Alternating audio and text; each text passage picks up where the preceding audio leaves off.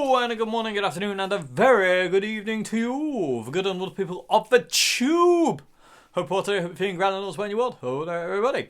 Welcome to another video, everybody. This one is another Gig Stories, I want to say number 5 now, but I don't think it is number 5. I don't know, it's written down there. Anyway, I don't know what to call this video at this point in time, as usual.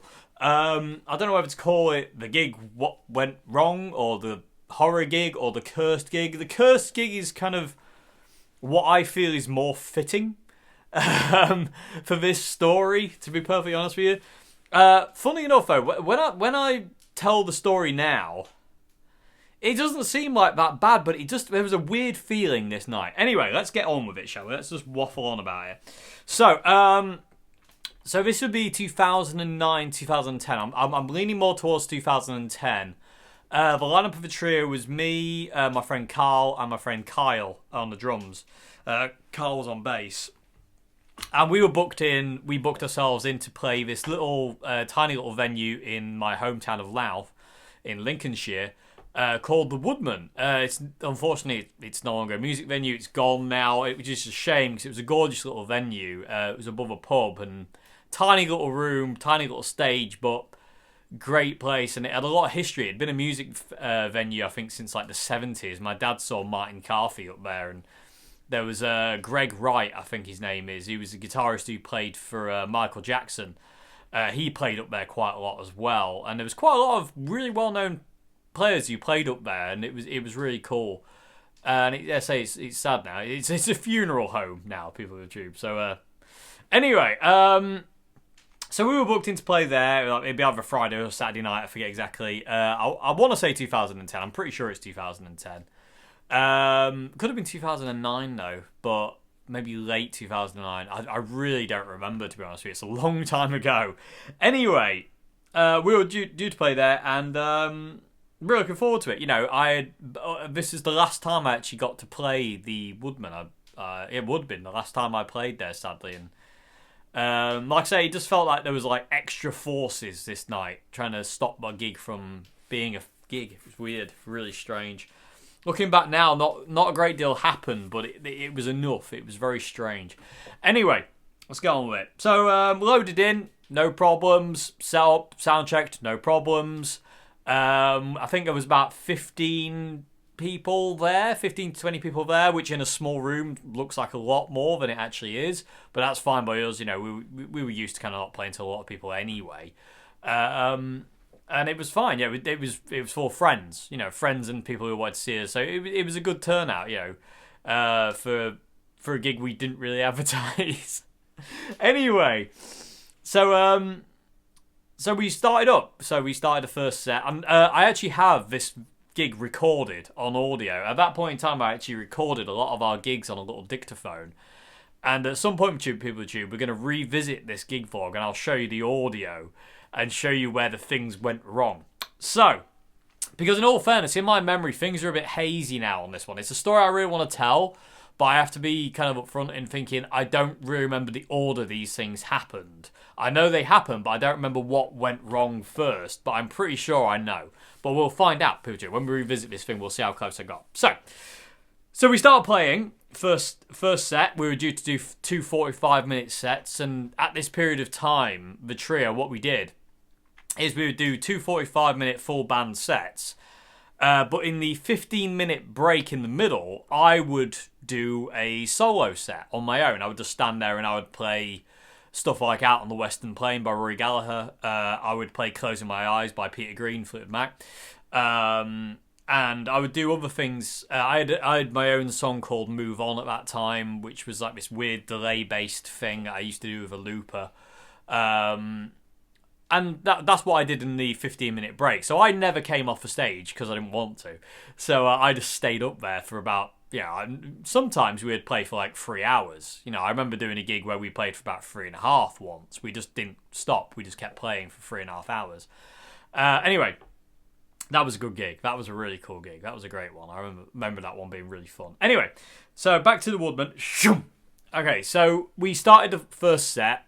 And I believe we got about 3 songs into the first set, and the bass amp just went down. It just died, but it wasn't dead.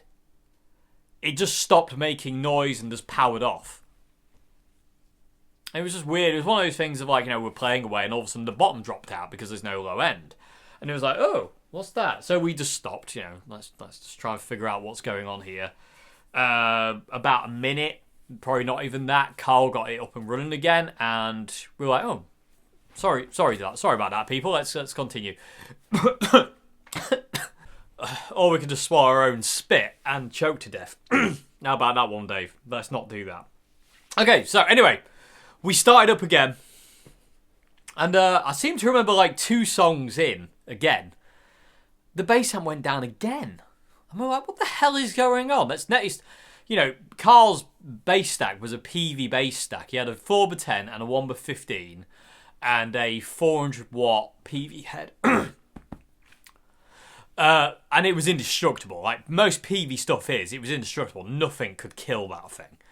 So for it to go down was really strange. You're like, what the hell's going on? This is really odd. This doesn't make any sense. So messed around with it again. It came back to life. All's well. Playing again. Then the guitar amp powered off. Vroom. Just mid-song, zoom. My Marshall MG lost power. Just lost power. So it was faulty power going on, basically, which I'd never had up there at all. And it's not like we were running loads of stuff. I mean, granted, I think I had a double stack. But I only was using one cab at this time because it was like, it was too loud to run two. Anyway, but the guitar just went down, and I just remember going back to it and turned it off and turned it on. Nothing happened, and then eventually it just came back in the space of maybe 30, 40 seconds. It came back, and I was like, weird, very strange. Anyway, started up again. 3 stops now in the first 45-minute set. And it wasn't even, we probably weren't even half an hour into our first set at this point in time, and we'd had 3 stops.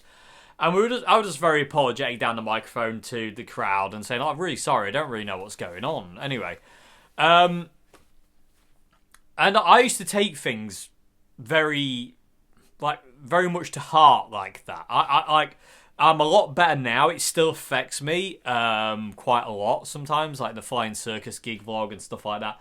It doesn't get me as much now. I can tend to kind of ride it out, but I used to get really, really upset very quickly back then. And it used to haunt me, because I felt like I was doing a disservice to the crowd who had paid to come and see us.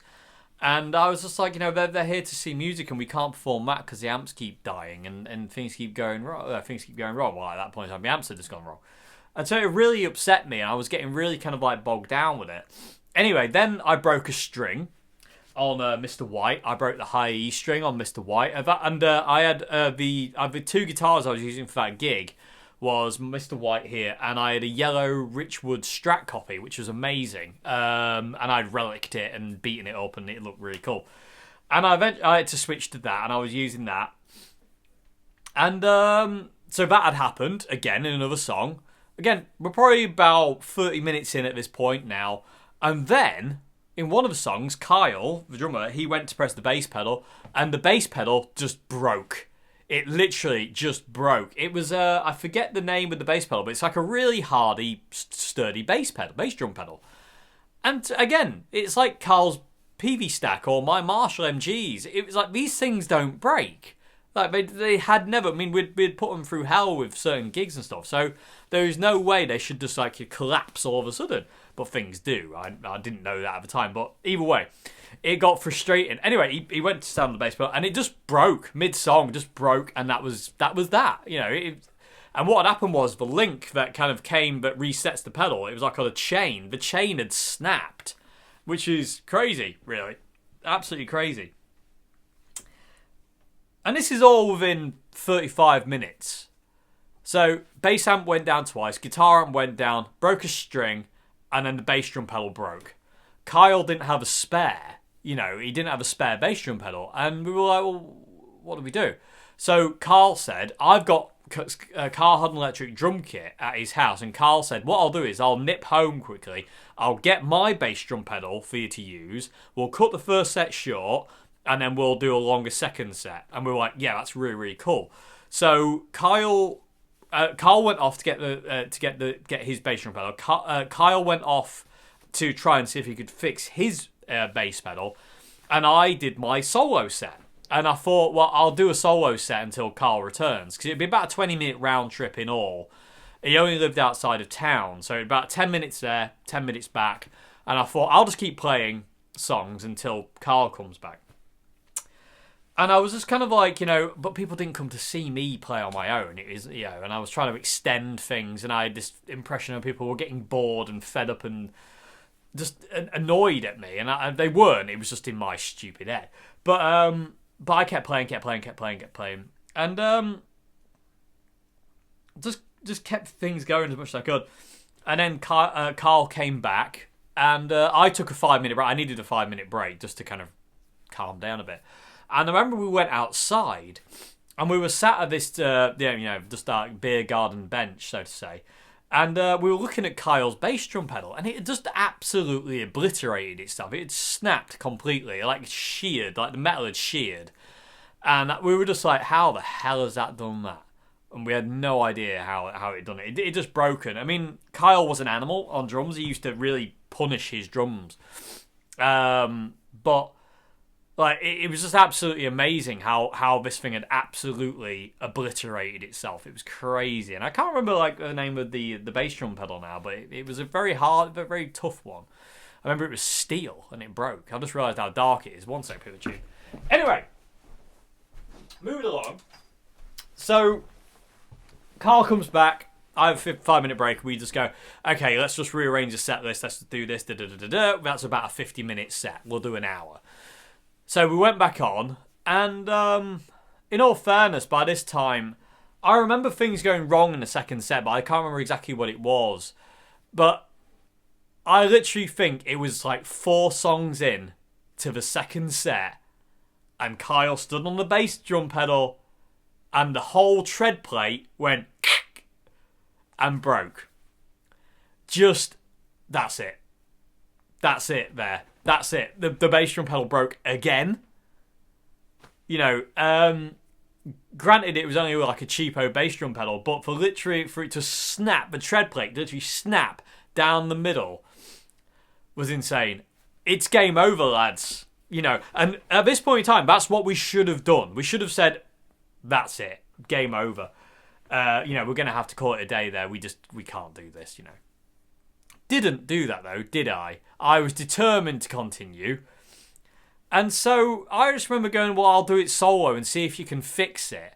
So I went back to solo Dave, and Kyle and Carl went outside, and they were trying to jimmy this bass drum pedal together, or maybe use bits from Carl's to fix Kyle's and stuff like that. Which just ended up failing. And I remember I must have been up there for like half an hour on my own and people were leaving whilst I was playing. People had just had enough. I can't blame them.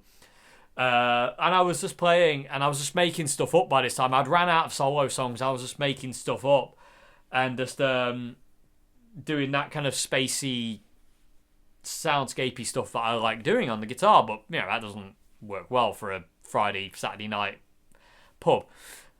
And I was just trying to keep it together as best I could, and I was just losing it. Every second that went by, I was losing my temper and will. And I just remember, I'd had enough. At one point, I was midway through just playing something, and I'd had enough. And I just went like this with my guitar. Mr. White was out of action, obviously, because I didn't have a spare string either. And I didn't have time to restring it, even if I did have a spare string. I just remember I had this yellow Strat, and I just stopped playing. In the recording, you can hear me hit all the open strings, and then you hear nothing, just silence, because what I did is I just threw the guitar in the air and walked off. And the guitar goes, still plugged in. And that's the end of the gig. And you can hear me just walk off. I just stormed out the venue, because I was just like, oh my God. It was mental, really. In all fairness, looking back now, it's like, it was just not meant to be, and it was proving that every 5 seconds, bass amp going down twice, my guitar amp going down, breaking a string, first bass drum pedal breaks, second bass drum pedal breaks. It just wasn't meant to be. It just wasn't meant to be that gig. But my gravy, did it feel weird. it really did feel cursed, and it really affected me and really upset me, because I felt like I was just kind of like not doing what I'm supposed to be doing, and I felt like something was having a laugh and having a joke with us, and it was just like, it was really upsetting, and it really broke my heart, to be honest with you. I remember, I don't remember much about leaving, but I remember what I did is I stormed out the venue. It's funny, on the audio recording, Carl's there, and Carl says something along the lines of, he's gone. He's just gone. And because people were asking where I was, and he said he's gone. And because I remember what I did is I stormed outside, I got in my van, and I just went for a drive. I just drove. I just got out of there.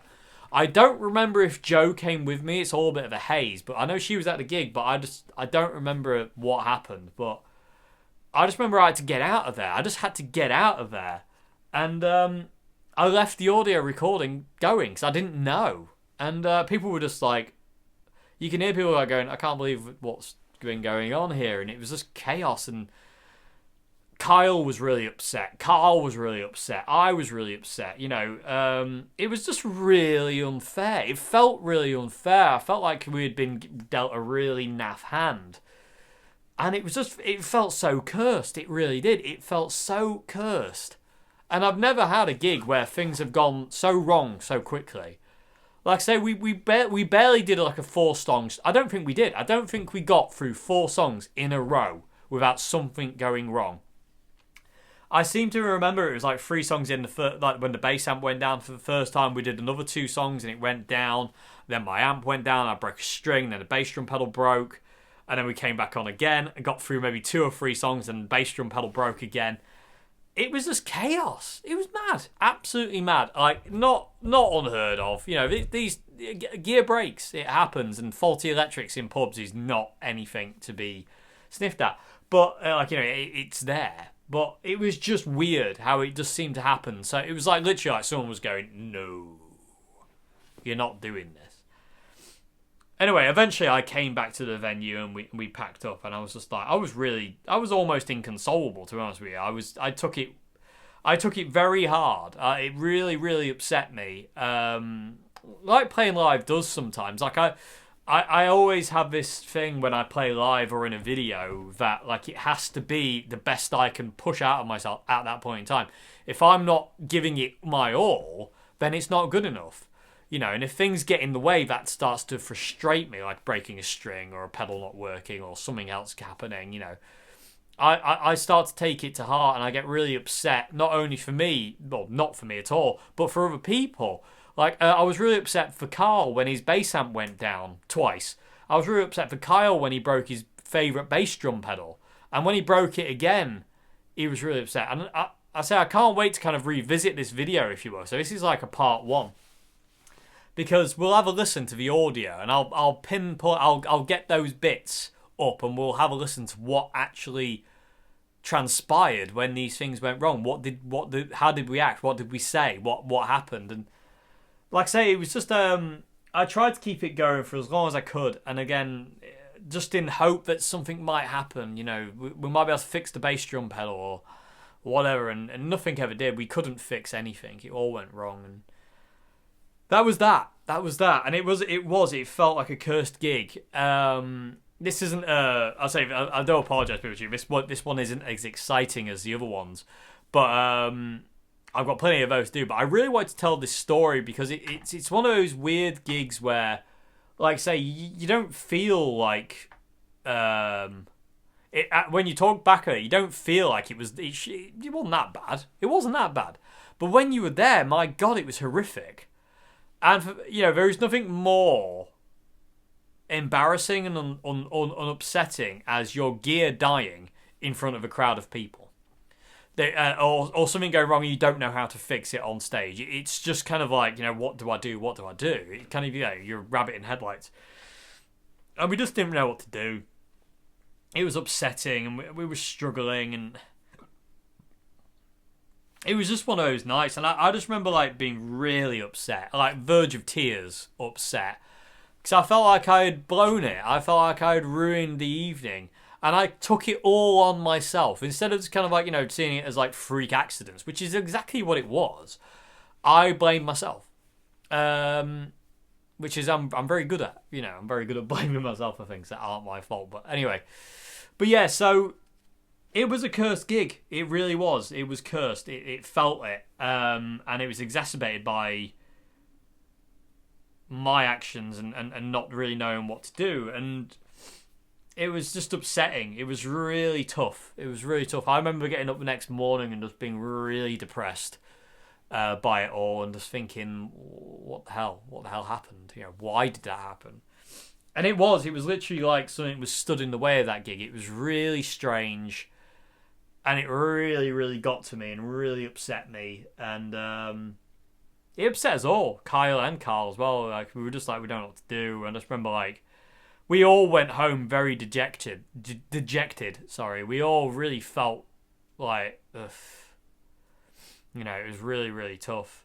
I don't think it was long after that. But I think, oh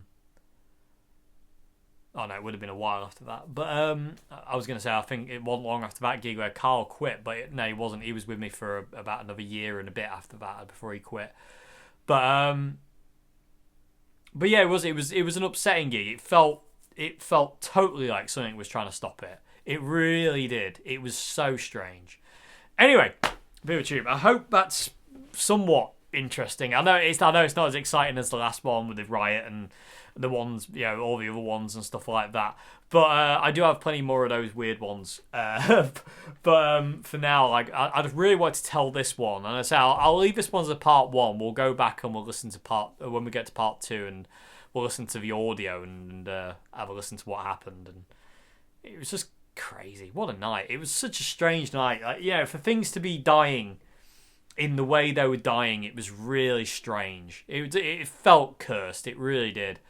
And to this day, you know, touch wood, I've never done a gig where that many things have gone wrong, ever. You know, I've had PAs go down and you go to your backup, but that's like the only thing that'll happen at a gig. I've broken strings, but that's only happened once. Like, for a full gig, you know what I mean? Like, I'll break my highest string, replace it, and it won't break again. You know, I've had my amp go down due to bad power or something like that, and then it'll come back and it'll be fine. Pedal boards go down, then they come back and they're fine. It only happens once. But for, like, you know, like I say, for how many? Bass amp, guitar amp, string, bass drum pedal. 6 things to go wrong in the space of an hour, maybe about an hour and a half, say, is crazy. It really is. I mean, that is borderline spooky.